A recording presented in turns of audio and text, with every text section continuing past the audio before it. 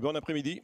Merci d'être là pour cette dernière ligne droite du Festival Italissimo, un après-midi consacré à Pasolini, à l'occasion de 100 ans de sa naissance, que je vous rappelle a eu lieu le 5 mars 1922. Et vous savez très bien aussi que Pasolini a été assassiné à 53 ans le 2 novembre 1975. Et voilà, donc on a voulu, pendant tout le festival, faire un petit parcours à travers l'œuvre de Pasolini. On a eu une conférence de René Cecatti au début du festival, on a eu des projections de cinéma. Et là, cet après-midi, on a cette rencontre et à suivre le spectacle d'Antonio Interlandi, Pasolini en forme de rose. Alors, pour cette rencontre, avec Pierre-Adrien, qui est là. Devait y avoir aussi Emanuele Trevi, qui est là. Bonsoir. Voilà, parce que Emanuele, malheureusement, a été touché, écoulé par le Covid, et donc il n'a pas pu faire le voyage, mais, et je le remercie vraiment beaucoup, il est avec nous, il va participer à cette rencontre de sa maison à Rome. Bonjour, Emanuele. Merci à vous, bonsoir. Bonsoir, Fabio. Voilà, et donc en fait, c'est un peu, c'est l'occasion, le titre de cette rencontre, c'est Pasolini, notre contemporain. C'était un peu l'occasion de, voilà, je ne dis pas de faire un bilan, parce qu'on ne va pas faire un bilan de Pasolini en 60 minutes, mais en tout cas de faire émerger quelques thématiques et voir un peu en quoi encore aujourd'hui nous parle, Pasolini nous parle et est effectivement notre contemporain. Alors, pourquoi Emanuele Trevi et Pierre-Adrien? Pierre-Adrien, il y a quelques années, quand il était tout jeune, il avait 23 ans, a consacré un livre à Pasolini assez intéressant, qui est La piste Pasolini, qui est le récit d'un voyage. Il était tellement intéressé par Pasolini à l'époque qu'il a fait un voyage en Italie sur les lieux de Pasolini. Et voilà, il a écrit ce récit de voyage qui est à la fois une réflexion sur Pasolini, sur une recherche. Et donc, c'est quelque chose d'assez intéressant pour quelqu'un qui appartient à une génération. Je crois que quand Pasolini, tu es né 15 ans après Pasolini, je pense, à peu près, la mort de Pasolini, quoi. Ouais, 16 ans. 16 ans, exactement. Donc, voilà. Et avec lui, Emanuele Trevi, que bon, vous connaissez, c'est un écrivain très connu en Italie, il a écrit beaucoup d'essais, des romans. Avec son dernier roman, Due Vite, en Italie, il a obtenu le prix Strega, le plus important des prix littéraires italiens, et le roman Due Vite va être traduit l'année prochaine en France. Mais nous, on l'a invité ici parce qu'il avait écrit il y a quelques années cet autre livre qui n'est pas un roman, c'est un récit, enfin c'est une réflexion aussi, qui s'appelle Quelque chose d'écrit, aux éditions Actes Sud, et traduit de l'italien par Margherite Pozzoli, qui est, voilà, il retrace son expérience aux archives de la Fondation Pasolini au début des années 90. Et il parle aussi des relations assez complexes, disons, et compliquées avec Laura Betti, l'actrice malheureusement disparue en 2004, qui était à l'époque, comment on peut dire, le commandant en chef de la Fondation, Pasolini. Donc deux livres qui ne sont pas vraiment des essais universitaires, classiques, etc., mais de façon un peu particulière pour aborder Pasolini aujourd'hui. Donc, je commencerai avec Pierre qui est là. On se demande toujours, je t'ai déjà demandé, mais je vais reposer la question, pourquoi à 23 ans, tu as eu tout un coup cette passion pour Pasolini au point de partir en Italie sur les traces et sur les lieux de sa vie? Bah, alors bonsoir, bonjour à tous, bonsoir à l'italienne. Oui, en effet, je pense que là, je compte beaucoup parce que maintenant que j'ai 30 ans, que je suis sans doute victime de la crise de la trentaine, j'aurais sans doute pas écrit le même livre, je n'aurais sans doute pas eu les mêmes révoltes qui m'ont fait écrire ce livre, ce même enthousiasme. Et j'étais, quand on a 20, 23 ans, qu'on cherche un peu sa voie, notamment en littérature, puisque c'est mon premier livre aussi, donc c'est mon premier livre où je le mets sur les pas de Pasolini. Je crois qu'en fait, j'ai été attiré par Pasolini comme, à l'époque, déjà de son vivant, Pasolini pouvait fasciner aussi je pense, des étudiants, des jeunes par son charisme. Moi, j'ai découvert Pasolini en fait à l'occasion assez tard, en fin de compte, à une vingtaine d'années, à l'occasion d'exposition qu'avait organisée la Cinémathèque à Paris sur Pasolini et Rome. deux de mes grandes passions. Pasolini est devenu une de mes grandes passions, mais Rome aussi, la ville que j'aime le plus au monde. Et en fait, je suis resté fasciné par des... Il y a des voilà, je crois qu'il y a des... Parfois, on tombe sur un poème, sur quelques mots. Moi, je me souviens d'extraits de La Longue Route de Sable, je me souviens de poèmes de jeunesse, des poèmes de Casarsa ou des centres de Gramsci qui m'ont beaucoup plu. Et à tel point que, alors ça c'est une manière de fonctionner que j'ai, peut-être qui est que je vais d'abord beaucoup lire Pasolini, mais surtout avoir ce besoin presque charnel, physique, d'aller toucher, d'aller voir les lieux où il a été, et de fait d'offrir cette déambulation un peu sur ses pas. Mais c'est marrant parce que en relisant, là je relis toujours Pasolini, d'ailleurs je relis beaucoup surtout sa poésie, et je me rends compte que lui a cette manière poétique de la déambulation. Beaucoup de ses poèmes sont comme ça. Je marche vers les thermes de Caracalla, on voit qu'il descend, enfin toutes ces déambulations un peu dans Rome. Même, je parlais de cette longue route de sable, mais il y a quelque chose de la promenade, de l'errance. Et je crois que le seul moyen pour moi de m'approcher de Pasolini, c'était de faire ça, sans parler, donc évidemment, cette rencontre poétique avec lui, c'est-à-dire que tout d'un coup, on rencontre cet écrivain qui vous parle au plus profond, qui vous touche, et puis ensuite le Pasolini polémiste, journaliste, qui parlait totalement à un jeune de 23 ans dans le monde moderne d'aujourd'hui, quoi. Ce qui est intéressant dans ce que tu dis, c'est que tu parles de la poésie. Enfin, c'est-à-dire que ta rencontre avec Pasolini, c'est fait par la poésie, par l'écrit, par le polémiste. Tu ne parles pas du tout du cinéma. Et ça, c'est assez intéressant parce que quand je suis arrivé en France, la première fois, je voyais que Pasolini, et ça j'ai déjà eu l'occasion de le dire, Pasolini était considéré un cinéaste, alors qu'en Italie, c'était un écrivain. Enfin, il y avait vraiment un décalage, bien sûr. En Italie, ces films sont très connus, mais pour nous, Pasolini, c'est avant tout un écrivain. Peut-être que tu es d'accord, Emanuele, sur cette primauté, disons, de l'écriture sur les cinéastes pour Pasolini. In Pasolini il cinema è fortemente legato alla scrittura e c'è anche un aspetto intermedio che è la riflessione costante sul cinema proprio ed altrui, per esempio in un libro come Empirismo eretico. Mi interrompo per permettere la traduzione. Alors chez Pasolini, le cinéma est un lien très fort avec l'écriture. C'est une forme de relation intermédiaire avec sa réflexion sur le cinéma, par exemple dans un texte comme L'Empirisme hérétique.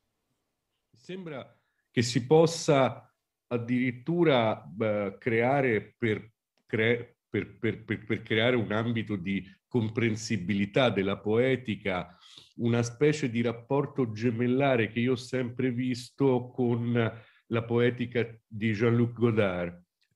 Sono due forme di pratica del cinema che hanno un valore artistico immenso di per sé, ma che costantemente alludono a quella possibilità di immaginazione del mondo che è data dalla scrittura, dalla letteratura. Alors, c'est vrai que cela permet de créer une atmosphère qui donne une clé de lecture pour mieux comprendre aussi son écriture. Et je pense par exemple à un autre lien comme ça entre littérature et cinéma avec la poétique de Jean-Luc Godard. Il y a deux formes de pratiques qui sont très intéressantes et qui se révèlent donc d'une grande valeur en se répondant. Et donc c'est comme cela que cela permet de créer d'avoir une meilleure compréhension donc, de son écriture.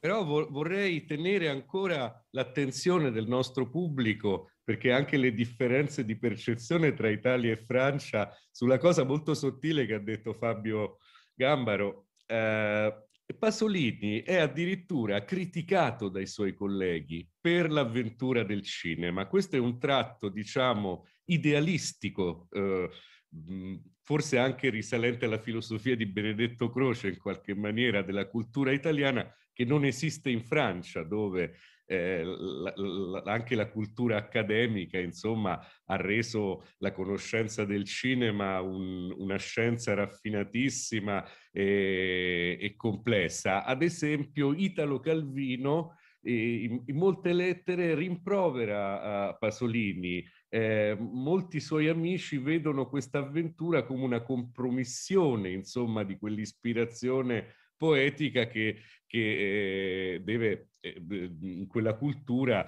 ha i mezzi della poesia, del romanzo, dell'intervento saggistico e quindi soprattutto all'inizio della carriera di Pasolini, sconta anche una diffidenza da parte della maggior parte dei suoi colleghi. Si pensa al cinema, insomma, come una risorsa alimentare che in qualche maniera produce un tradimento di quella che è la vera ispirazione. Et questo è molto difficile da comprendere in Francia.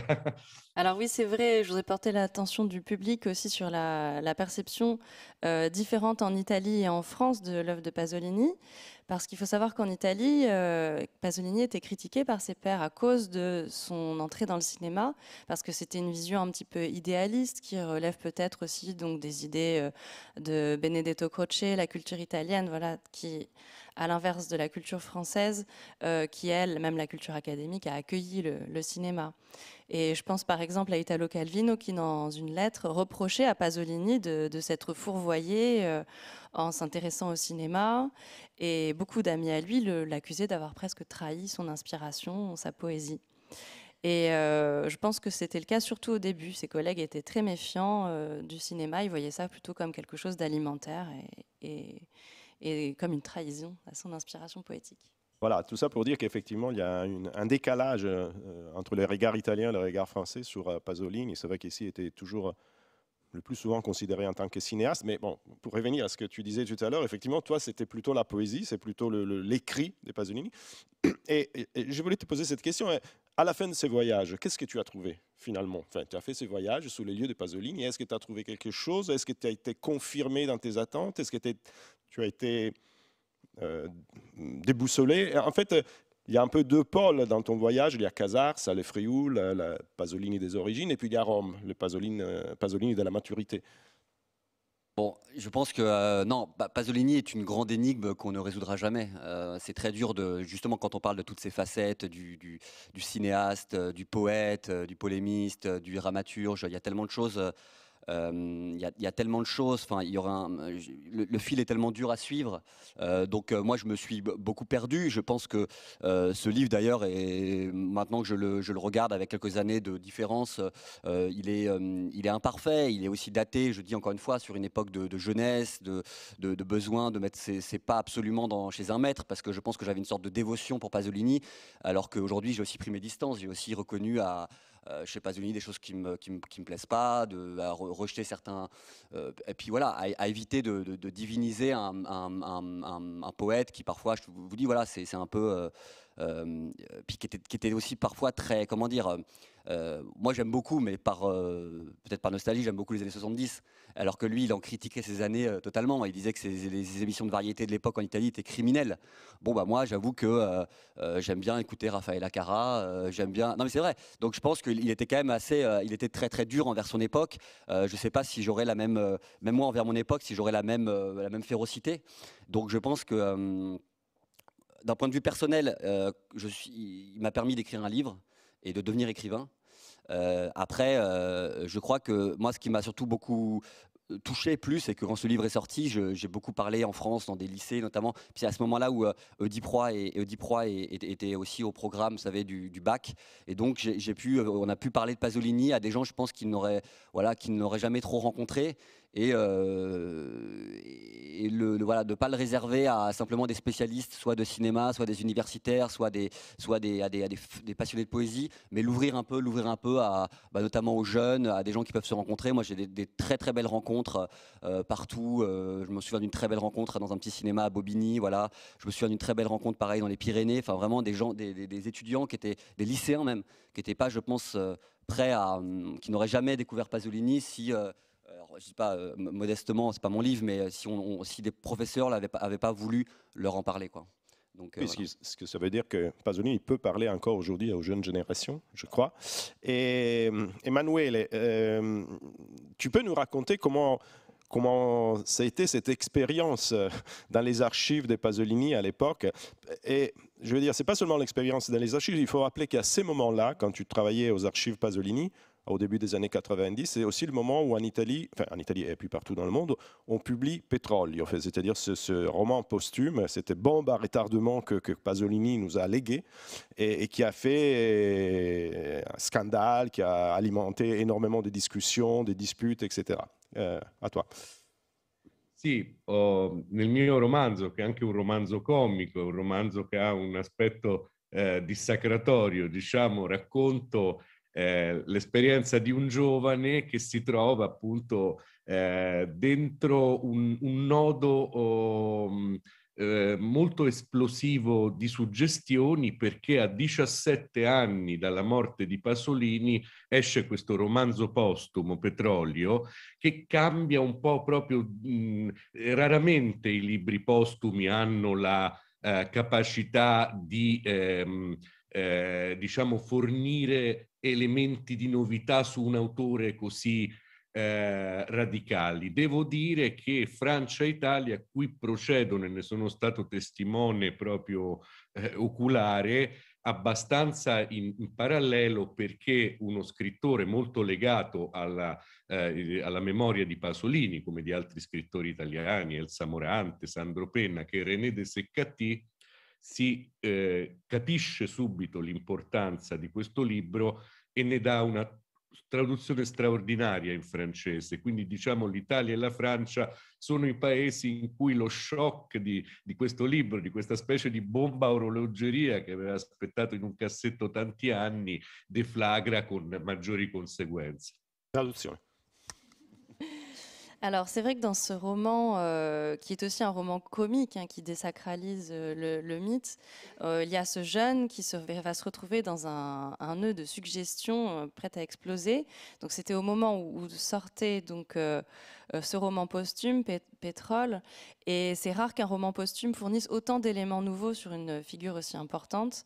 Et je crois que ça a été un peu la même chose en France et en Italie, parce que beaucoup de gens, donc il y avait Elsa Morante et Sandro Penna qui connaissaient la valeur de ce roman, mais en France, on a eu la chance d'avoir René de Seccati qui en a vu la valeur et qui a fait une traduction française. Et ça a été aussi en France une bombe face à la sortie de ce livre. Qual è la cosa più scioccante di questo libro? Non è tanto una diagnosi sulla società italiana, che c'è anche negli articoli che scrive nel Corriere della Sera o nel suo ultimo film che è Salò, ma proprio l'idea che si possa riversare in un'opera totale, quasi wagneriana come ispirazione, tutto quello che si è imparato sull'arte, che come diceva il mio collega è stata praticata a 360 gradi, dalla sceneggiatura alla poesia, dall'articolo al saggio di riflessione, passando per il romanzo e il racconto. La capacità di concentrare questa enorme esperienza in quella che si può definire un'opera totale.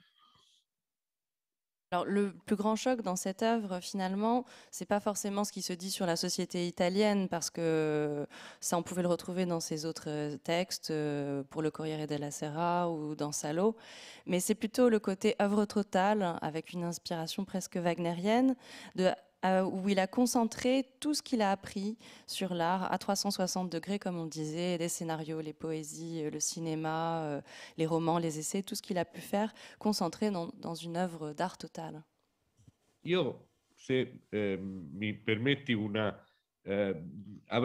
dato che la lingua italiana e la lingua francese sono gemelle, e quando forse il problema più importante culturale è staccare dalla definizione di profeta e l'idea di profezia da un'idea di previsione del futuro, che è un'idea un pochino accessoria riguardo Io credo che la grandezza di Pasolini non riguardi una proiezione sul nostro futuro, non abbiamo la possibilità di chiedere a uno scrittore di essere una specie di indovino, ma è l'intensità della lettura del presente che viene fuori in queste ultime opere. Mi riferisco soprattutto alla coppia Salò e Petrolio, che ce lo avvicina moltissimo. Noi non dobbiamo mai partire dai risultati di Pasolini, dobbiamo fare un lavoro più difficile, che è quello di imitarne il metodo.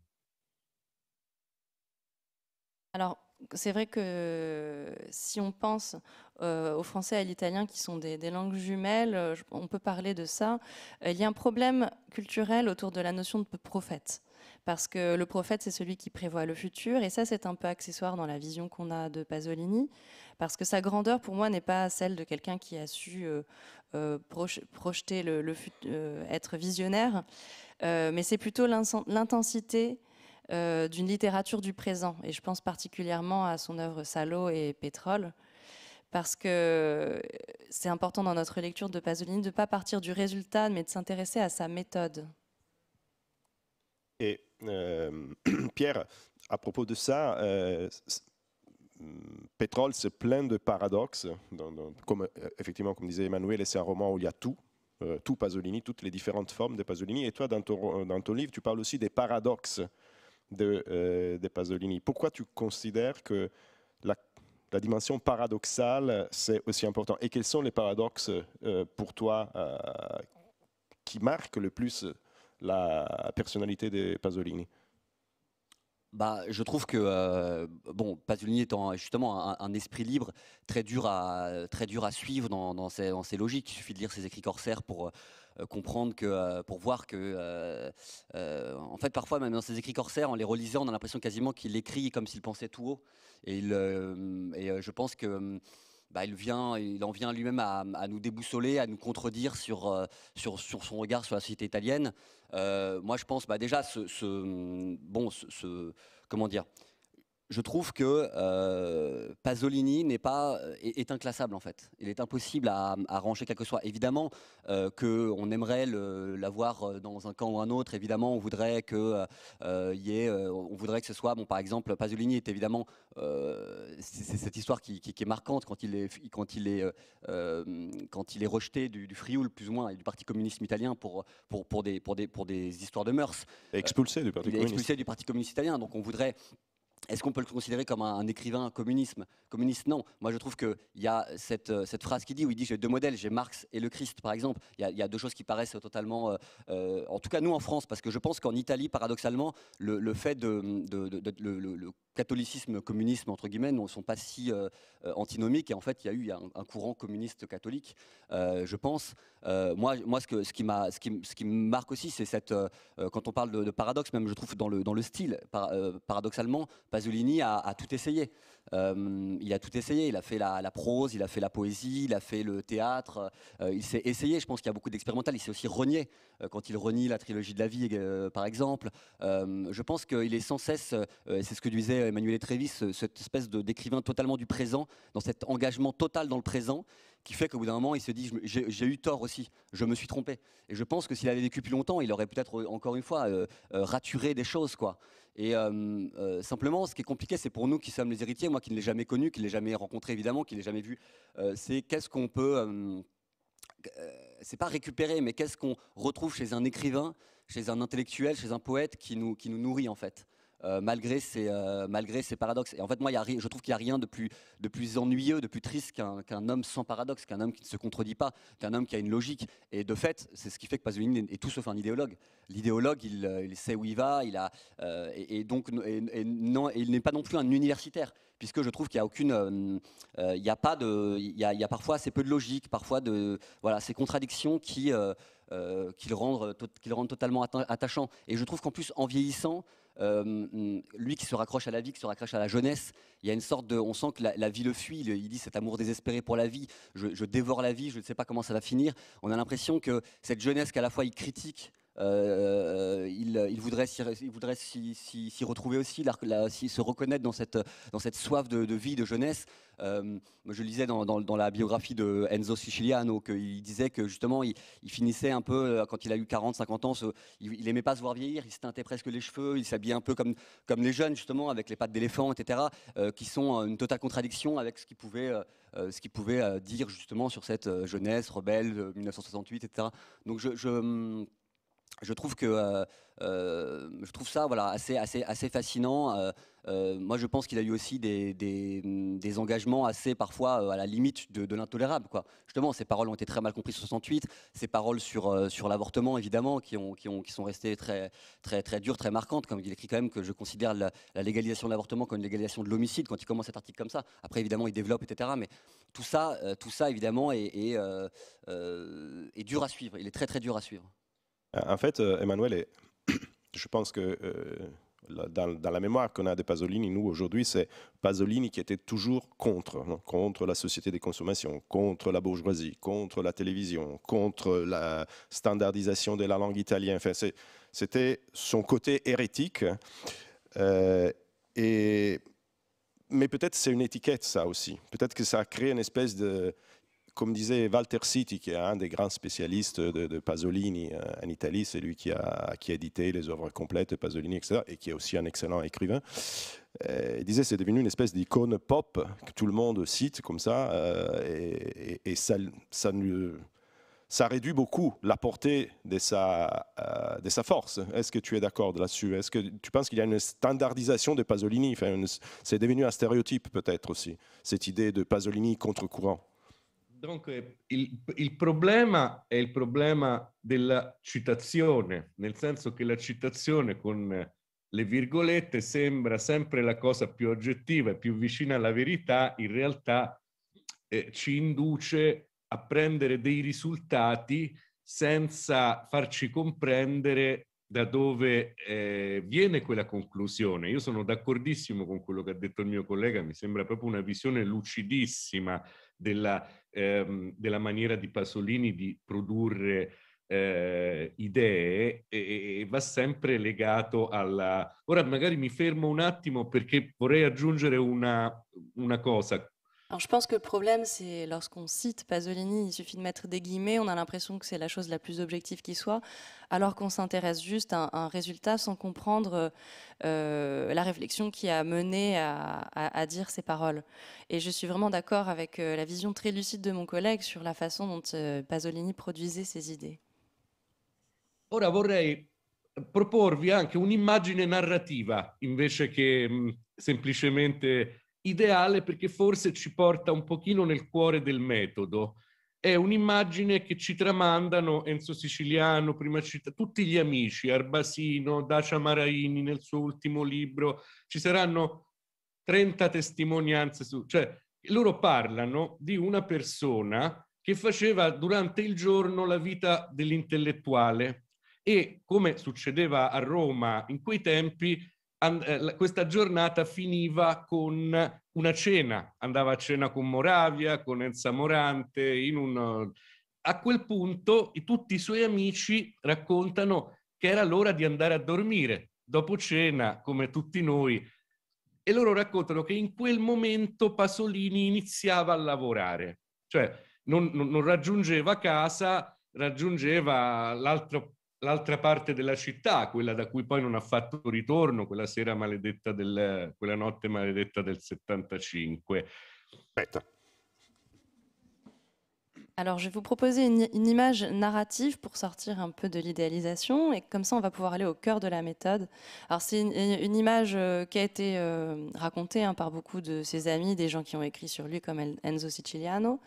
Pendant la journée, Pasolini avait la vie d'un intellectuel romain, et à l'époque, donc après une journée de travail, on allait dîner. Donc, lui, il allait dîner avec Alberto Moravia, Elsa Morante et ses amis. Et puis venait l'heure de dormir. Et tous ses amis racontent que lui, à ce moment-là, ne rentrait pas à la maison et il commençait véritablement à travailler. Et il allait dans ces autres quartiers de Rome, quartier qui a aussi été donc le lieu de sa mort tragique. Pasolini, molto giovane, capisce che questo è il suo destino. Lo capisce agli inizi degli anni 60 facendo un viaggio in India con Alberto Moravia.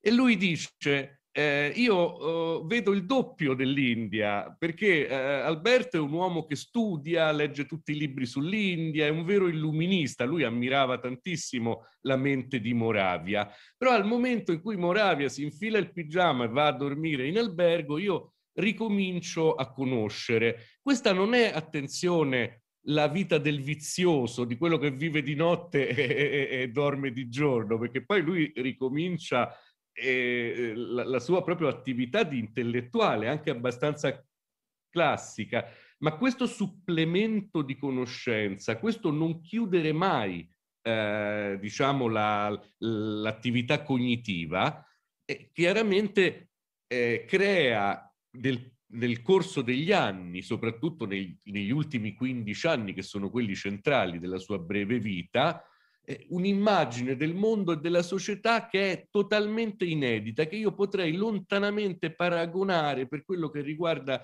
la Francia all'opera di Jean Genet, se non che in Jean Genet non è chiara la parte diurna, diciamo, della professione intellettuale.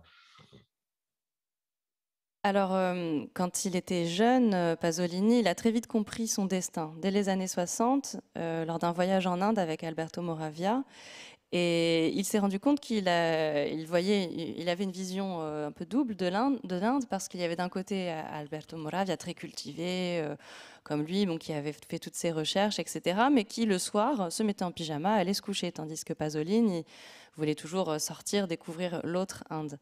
Donc c'est pas pour le décrire comme quelqu'un plein de vices qui sortait la nuit, dormait le jour, puisqu'il avait sa vie d'intellectuel, mais il y avait cette expérience supplémentaire qui a ajouté quelque chose à son activité cognitive, et ça a été important pendant ces 15 années, qui lui ont permis d'avoir une image du monde et de la société totalement inédite. Et on peut peut-être comparer ça à la figure en France de Jean Genet. Voilà, ça nous permet de mieux comprendre aussi cet aspect-là. Et d'ailleurs, Emmanuel, cette double personnalité du jour et de la nuit, on la retrouve dans Petrolio. Dans Pétrole, le personnage, il y a vraiment les deux personnages, non? Je crois. C'hai buona memoria, perché in Petrolio c'è questa immagine di Carlo, che è il protagonista, che è una proiezione anche autobiografica, no? Che torna a casa, lui dice, nel momento in cui non c'è né la notte né il giorno, c'è quella specie di crepuscolo e i semafori lampeggiano, perché i semafori non hanno ancora ripreso a funzionare come durante il giorno. Quello è il momento del ritorno a casa, carico di un'esperienza, di una visione, diciamo, del lato oscuro delle cose, che non è paragonabile a quello dell'intellettuale che dal suo studio, dalla sua biblioteca, decreta, diciamo, un poco l'andamento delle cose del mondo. Ecco. Quindi è molto più aperto, diciamo, ritorno al tema del paradosso, è molto più aperto alla contraddittorietà del pensiero, perché l'esperienza di per sé, in quelle dosi così massicce, gli porta elementi contraddittori, non riconducibili a un sistema. Alors oui, c'est vrai, très bonne mémoire, Fabio, parce qu'au début de Petrolio, on a ce personnage, Carlo, le héros, qui a voilà, des composantes autobiographiques, qui est à la maison, et c'est le moment du crépuscule, entre le jour et la nuit, où il commence à vivre une autre expérience et à se frotter au côté obscur des choses. Et c'est une expérience très différente de celle de l'intellectuel qui reste à son bureau et qui décrit les choses du monde. Et pour en revenir à la question du paradoxe, c'est vrai que Pasolini avait cette faculté à accepter la contradiction dans la pensée et à ne pas toujours vouloir la faire entrer dans un système. Oui, en effet, je crois qu'il disait justement sur ce jour-nuit de Pasolinien, je travaille toute la journée comme un moine et la nuit je rôde comme un matou à la recherche de l'amour. Et je pense, d'ailleurs, cette ville de Rome bascule, je trouve. J'y habite depuis quelques mois, mais je trouve qu'elle bascule au moment du crépuscule, justement, et on comprend Rome, le mystère de cette ville quand elle tombe dans la nuit et quand elle quitte la nuit, justement, au petit matin. Il y a quelque chose de spécial. Et je pense que cette vie de Pasolini, elle est à l'image de son œuvre, c'est-à-dire à la fois un homme plein de lumière. La lumière est transparaît dans son œuvre. Hein. Moi, je trouve, voilà, quand on regarde l'évangile selon saint Matthieu, cette lumière permanente, notamment à la mort du Christ, quand on voit la caméra qui se lève au ciel, etc. Et c'était un écrivain aussi de la nuit, du mal, de la perte, de cette errance. du chien errant, quoi, et de ce qu'il disait. Voilà, rejeté des centres-villes, j'ai trouvé ma consolation dans la banlieue, quoi. Et je pense que la nuit, le crépuscule et la nuit, en quelque sorte, c'est la banlieue du jour, quoi. C'est là où on ramasse un peu, on ramasse ce qui traîne, où les gens se confient. La nuit, les gens se confient plus davantage, se révèlent peut-être tels qu'ils sont, et c'est ce qui devait l'intéresser autant, quoi. Et d'ailleurs, effectivement, il y a toujours une tension dans l'œuvre de Pasolini entre la dimension intellectuelle, entre la réflexion et puis la dimension vitale, les Charnel, émotions ouais, charnelles, bien sûr, etc. Et c'est une des contradictions, effectivement, de Pasolini. Mais est-ce que, évidemment, on ne peut pas, comment on peut dire, penser à Pasolini sans penser à la fin tragique de sa mort, indépendamment maintenant de toutes les questions, elle était tuée par un complot, tout ça. Mais le fait de ce martyr, disons, à la fin de sa vie, est-ce que ça n'a pas conditionné notre vision de façon rétrospective aujourd'hui de ce qu'il était? C'est-à-dire, si Pasolini avait simplement vieilli comme tout le monde, et puis il avait commencé à écrire, et puis un peu moins, et puis un jour, on l'a retrouvé un peu répétitif, etc., etc. Est-ce que le fait qu'il a été, comment on peut dire, arrêté en plein vol, quoi. Enfin, à 53 ans, ils étaient en pleine... même si, en fait, c'était une période très dure pour lui. C'est une période où il avait plein de doutes. Mais bon, en pleine créativité, en tout cas. Si, moi je pense que sa mort pour les bonnes et les mauvaises raisons. D'ailleurs, beaucoup de mauvaises raisons. Je pense qu'on a beaucoup regardé Pasolini, d'ailleurs, comme d'abord le cinéaste de Salo. Moi, le premier rapport que j'ai avec Pasolini quand j'ai 16-17 ans, c'est un copain qui me dit: tiens, faut que tu vois Salo. Tu vas voir, c'était le truc sulfureux, incroyable, impossible à voir.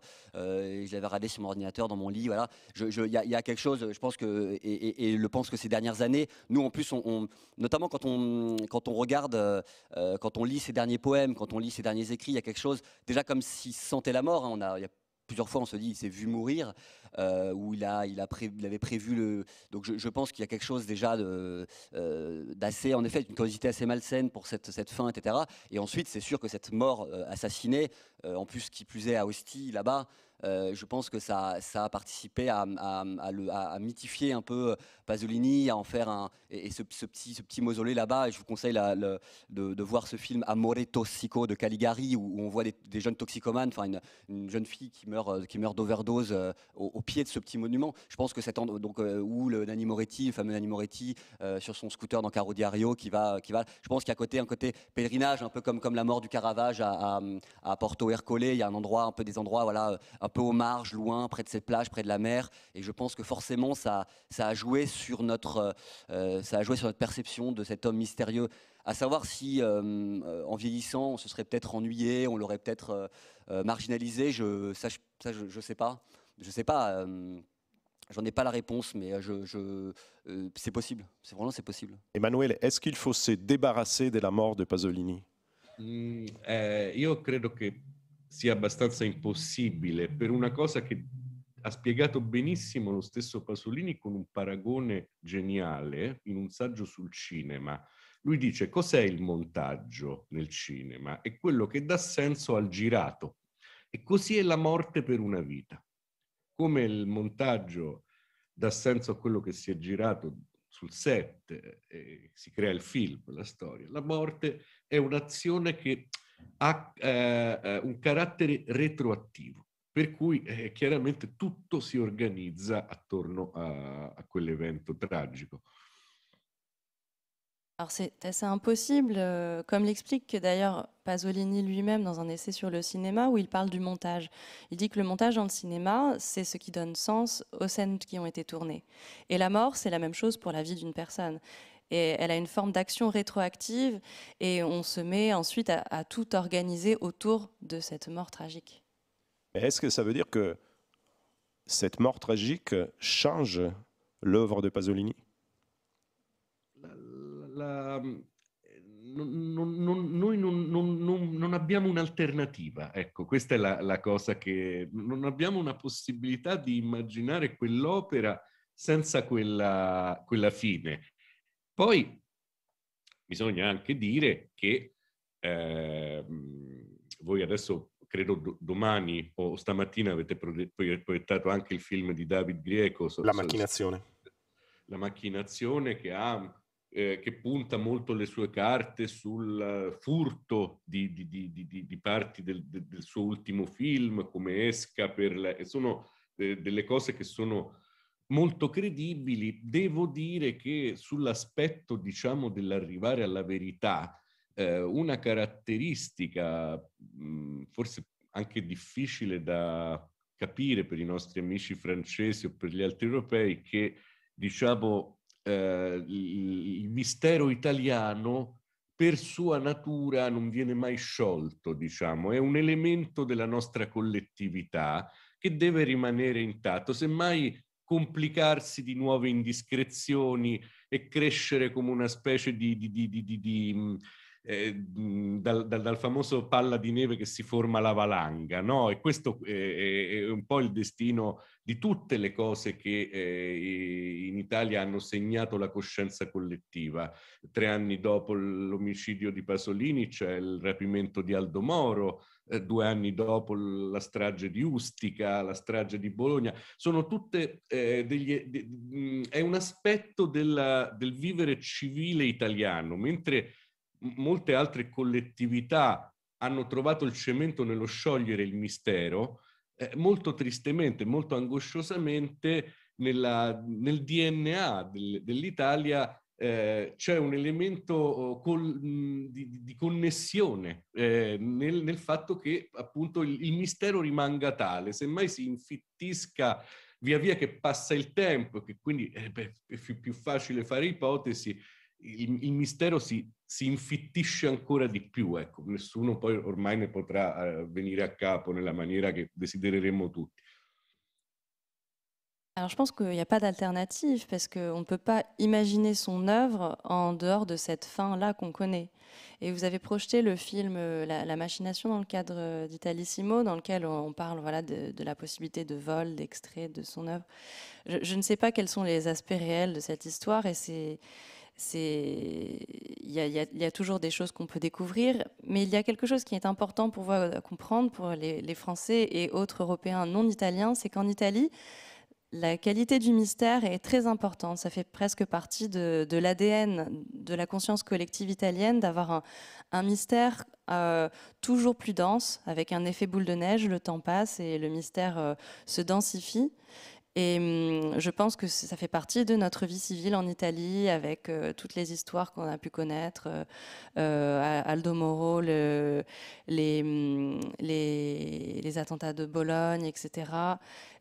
Parfois, il y a des sociétés qui trouvent le ciment des choses en révélant les mystères, en faisant jour sur les mystères. Et pour nous, en tout cas, plus le temps passe, plus on peut poser d'hypothèses. Mais le mystère doit rester intact. Ça fait partie donc presque de notre conscience collective. Oui, non, mais c'est vrai que je crois que c'est une des grandes différences entre cette compréhension à la fois en Italie et en France, c'est qu'en Italie, c'est vrai que vous avez cette espèce ce nombre d'histoires et de destins totalement mystérieux, de fins un peu nimbées de mystères qu'on n'a pas et qui viennent en effet sacraliser, diviniser certaines personnes. On pense à la mort de Pasolini. Moi qui suis beaucoup le sport, je pense par exemple à la mort de Marco Pantani, qui était un immense champion cycliste, mais dont la mort, et encore là on est encore en train d'ouvrir les dossiers, etc. On est encore en train de... Et je pense que la mort de Marco Pantani, pour les tifosi de la Roma, la mort de Di Bartolomei, la mort de Receconi pour les supporters lazial. Enfin, il y a dans le sport, il y a d'une certaine manière, je pense aussi à la mort du Caravage. Il y a quelque chose dans ces morts inexpliquées, il y a quelque chose qui est totalement fascinant, en tout cas pour un Français, et que nous n'avons pas de cette manière-là en France. Oui, c'est la cronaca nera, quoi, ce fait divers, cette tradition du fait divers un peu voilà, inexpliqué, assez sombre en Italie. C'est très fascinant, et je pense en effet que la mort de Pasolini, elle vient. En fait, ce qui est fascinant, on commence avec Pétrole, que ce roman, moi je pense le destin de ce livre dit tout ce que de Pasolini, comment ce qui devait être son roman, son œuvre totale, est un livre inachevé en fait. Est un livre inachevé, c'est-à-dire ce qui devait être tout n'a pas de fin, est très dur à lier entre. Et je pense que ça dit bien ce qu'est Pasolini, ce que reste Pasolini, quoi. Il est aussi très dur à comprendre, comme ce livre Pétrole est très dur à saisir, quoi. Et à propos de l'écriture, justement, des livres de Pasolini, est-ce que, Emmanuel, pour les écrivains de ta génération, est-ce que Pasolini a été important? Est-ce qu'il a été un modèle, pas le Pasolini intellectuel, l'homme public, mais vraiment en tant qu'écrivain, en tant que poète d'abord, en tant que romancier, en tant que...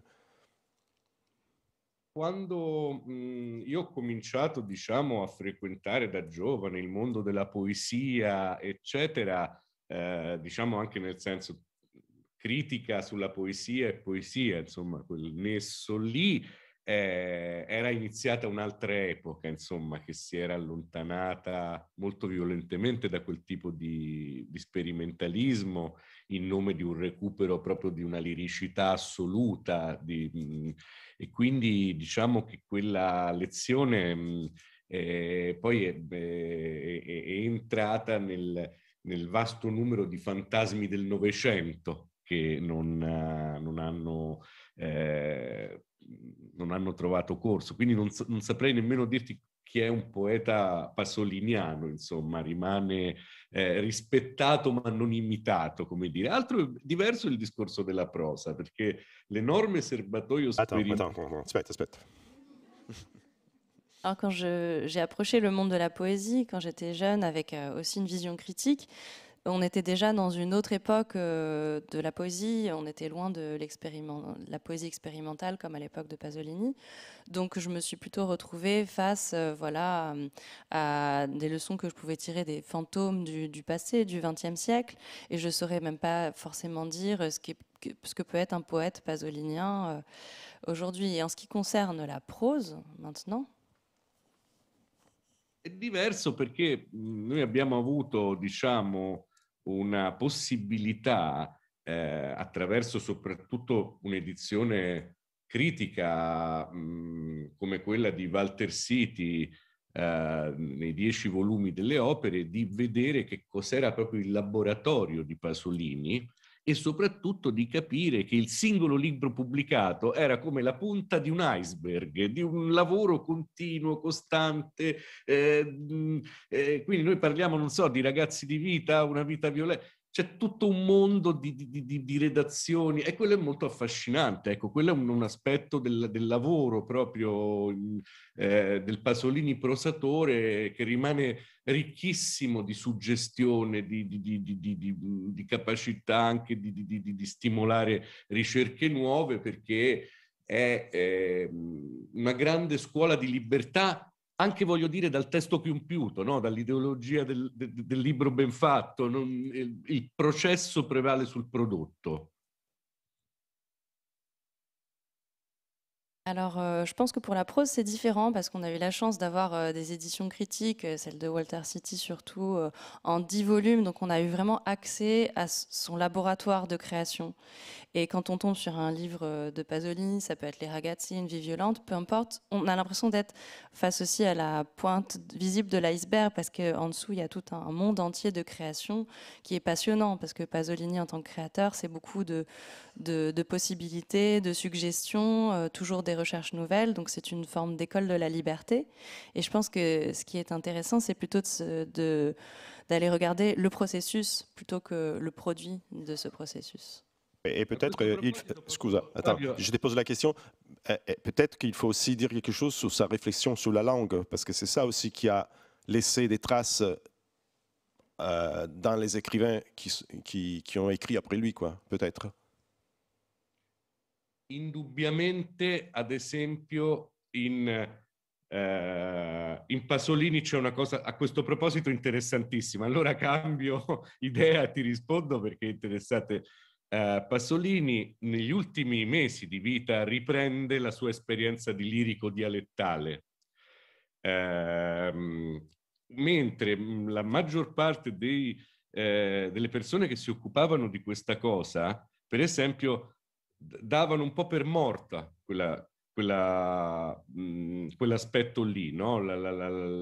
L'idea, insomma, del dialetto come qualche cosa che sempre più stava sparendo e quindi anche lì lui ci vede bene nel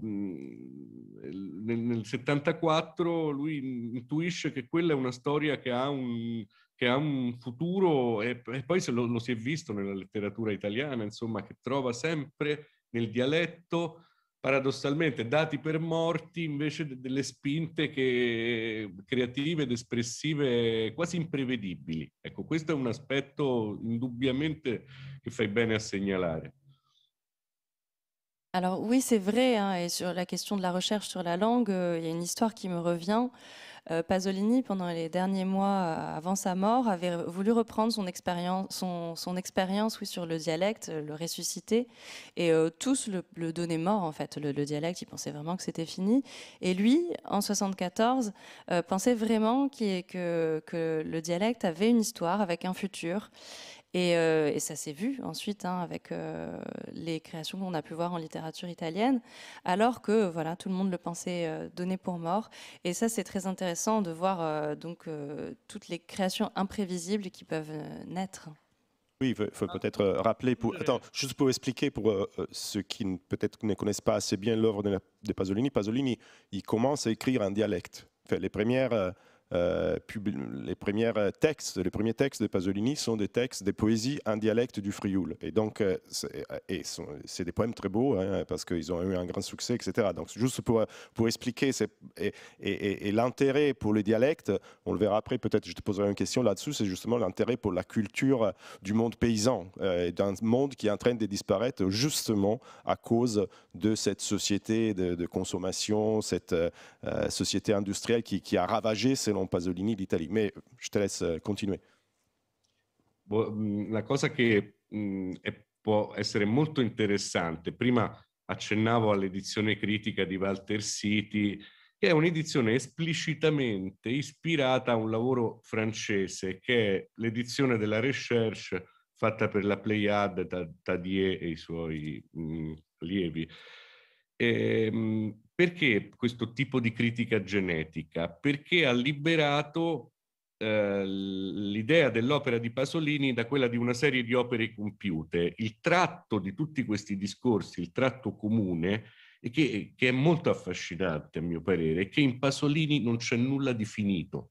Non è che non è finito Petrolio, in Pasolini tutto è a un livello, cioè il libro esce come scelta diciamo temporanea, contingente rispetto al magma dell'elaborazione. Questa è una cosa, a mio parere, che è così fuori dagli standard dell'industria culturale, no? Che ci impongono, no? Di fare il libro, di fare il saggio, di fare l'articolo, che è davvero affascinante, quest'idea di questo grande pentolone linguistico che ribolle continuamente al di là dei libri che produce.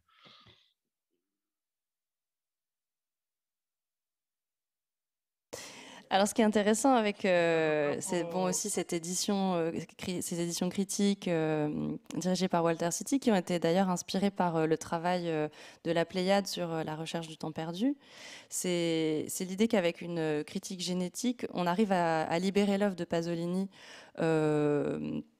en prenant en compte toutes ces composantes. Et il y a quelque chose de fascinant chez Pasolini, c'est que ce n'est jamais fini. Tout est toujours un choix temporaire, une contingence dans le magma de l'élaboration. Et ça va vraiment à l'encontre de ce qu'on connaît dans l'industrie culturelle, où il faut toujours un nouveau livre, un nouvel essai, un nouvel article en réponse à ce qui se passe.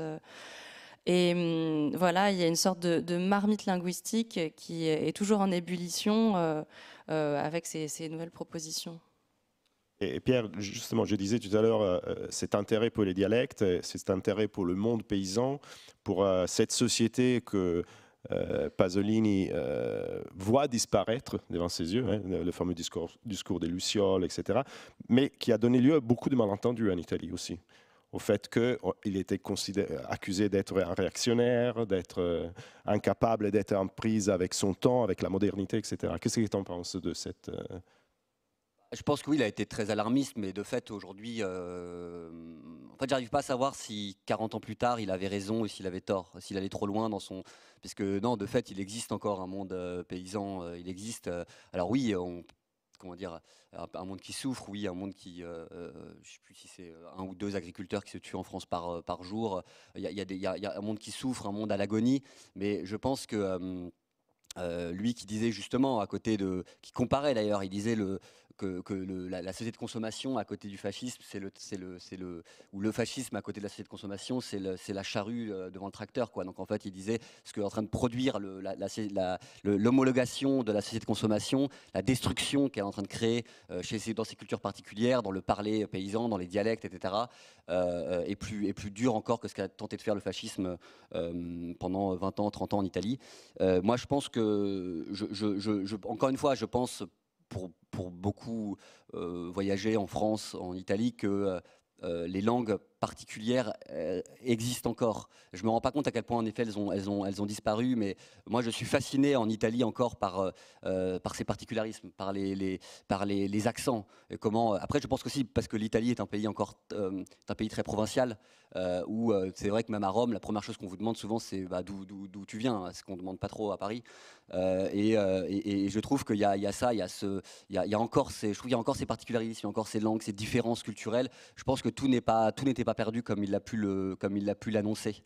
Après, je crois qu'il y a chez lui une énorme nostalgie pour son enfance, il y a une nostalgie pour ces dimanches au Frioul. Je crois qu'il a voulu écrire en frioulant en entendant sa mère appeler les enfants dans le jardin, je crois que c'est une chose comme ça. Et de fait, je crois que ses premiers poèmes en italien, c'est les Cendres de Gramsci en 57. Donc très longtemps, il n'a écrit qu'en frioulant. En fait, le frioulant était sa matière poétique, en fait. Enfin, c'était son instrument. Il ne voyait pas la poésie avec l'italien, il le voyait avec ce frioulant. Donc moi, je suis là-dessus, je suis moins, justement, je suis moins désespéré, ou même que j'ai pu l'être quand j'écris ce livre il y a 5-6 ans. En fait, non, tout n'est pas perdu, je pense. Emmanuel, sur cette question, est-ce que cette nostalgie pour le passé, pour le monde paysan, pour un monde qui est en train de disparaître, il avait raison ou pas, Pasolini? Anche qui bisogna evitare un equivoco che è di letteralizzare. È chiaro che nessuno di noi può avere nostalgia per una società contadina che era una società segnata da una miseria e da un'ingiustizia sociale, e questo ha creato molti equivoci. Però al centro della riflessione di Pasolini non c'è una nostalgia, c'è un'affermazione di dignità dell'uomo, in quanto ogni uomo di quella civiltà era un singolo uomo diverso dagli altri, mentre l'uomo come oggetto di pubblicità, l'uomo consumistico, è legato agli altri da un minimo comune denominatore, no? Io e te vogliamo la Coca-Cola, io e te vogliamo la macchina nuova, quindi non si tratta tanto della nostalgia appunto delle domeniche friulane, si tratta del diritto dei singoli esseri umani di essere singoli. Questa è una cosa che non è contestabile, è la forma di questa polemica che a volte ha dato luogo a degli equivoci. Alors, je pense qu'ici, encore une fois, il faut éviter le malentendu parce qu'on peut avoir une nostalgie pour le monde paysan qui a beaucoup souffert de la misère, de l'injustice sociale, mais pour Pasolini, c'est pas tant une nostalgie du monde frioulant que l'affirmation d'une dignité possible pour tout homme, que chaque homme soit différent d'un autre, à l'inverse de la standardisation de la société de consommation qui va pousser l'homme consommateur à être le même que celui d'à côté, qui va avoir le même désir d'acheter du Coca-Cola, une voiture, etc. Pour lui, c'était le droit de chacun d'être unique. Et ça, c'est vrai que ça a pu mener quand même à une polémique autour de ce malentendu. Alors, pour terminer cette conversation, je vous demanderai à tous les deux un conseil de lecture ou de vision. Enfin, une œuvre de Pasolini, un texte, un film, une chanson, enfin, je ne sais pas. Qu'est-ce que vous pourrez nous conseiller? Emanuele, s'il y avait un texte ou quelque chose que tu nous conseilles, il faut relire ça aujourd'hui, il faut regarder ça aujourd'hui. Io vorrei, se mi è consentito, suggerirne due. D'accord. Allora, il primo, non ho dubbi, è Petrolio. Petrolio è un'avventura della mente e della conoscenza straordinario, e soprattutto C'è una stupenda traduzione francese di René de Seccati, lo ripeto, le traduzioni sono importanti, spesso molto più degli studi critici. Ci unirei a questa una biografia di suo cugino, di Nico Naldini, una vita di Pierpaolo Pasolini, che è a mio parere di una bellezza e di una complicità struggenti. Ecco perché mi sono permesso di approfittare al doppio della tua domanda. Alors, je profite de cette proposition pour vous proposer 2 lectures. Pétrole, bien sûr, parce que c'est vraiment une aventure de l'esprit, de la conscience extraordinaire, avec une superbe traduction de René de Seccati. Et puis une biographie de Pasolini par Niccolo Naldini, qui est vraiment magnifique. Pierre. Alors c'est vraiment une question c'est une question de sensibilité. Bon, c'est une Bien question sûr, difficile. bien Mais sûr, c'est pas une... Bon, moi, le Pasolini que je relis presque oui, toutes les semaines, enfin, très souvent, c'est le poète, c'est sa poésie. Et alors moi, je conseillerais en fait un poème, carrément. Ce serait La Persécution, qu'on trouve en France, traduit justement par René de Ceccati au Seuil, dans un recueil, d'ailleurs, sous ce titre, je crois, La Persécution, et qui est un très long poème où moi je retrouve tout le Pasolini qui me bouleverse, qui m'émeut. C'est cette Pasolini en voiture, un jour de Ferragosto de 15 août dans Rome vide, et qui erre depuis, je crois, la plage, depuis Ostie jusqu'au centre-ville de Rome. Et cette poésie très, à la fois très sensuelle, très charnelle, à la fois très psychologique, tout Pasolini est dans ce très très beau poème qui finit par « Amour, jamais tu ne cesseras d'être amour ». Voilà. Bien, ben, écoutez, vous avez de la lecture. On a beaucoup cité René de Seccati et je crois qu'il faut rappeler que c'est quand même une des personnes qui a fait le plus pour faire connaître Pasolini en France. Il a traduit énormément de choses, il a écrit lui-même des textes. Il vient de ressortir, je pense, enfin, en ce moment, un folio, sa biographie de Pasolini, qui est une très belle biographie avec des chapitres augmentés, disons. Et donc voilà, je vous invite vraiment à regarder tout ce qu'il a fait. Pour ma part, je remercie évidemment Emanuele Trevi. Je te souhaite aussi de te remettre de ton Covid. Grazie, volevo, se mi permetti, ringraziare la gentilissima traduttrice che mi ha dato la gioia di ascoltarmi in francese, che è bellissimo. Valentina. Et bien entendu, je remercie aussi Pierre, Adrien, et donc je vous invite à relire La Piste Pasolini et quelque chose d'écrit. Merci beaucoup et à tout à l'heure.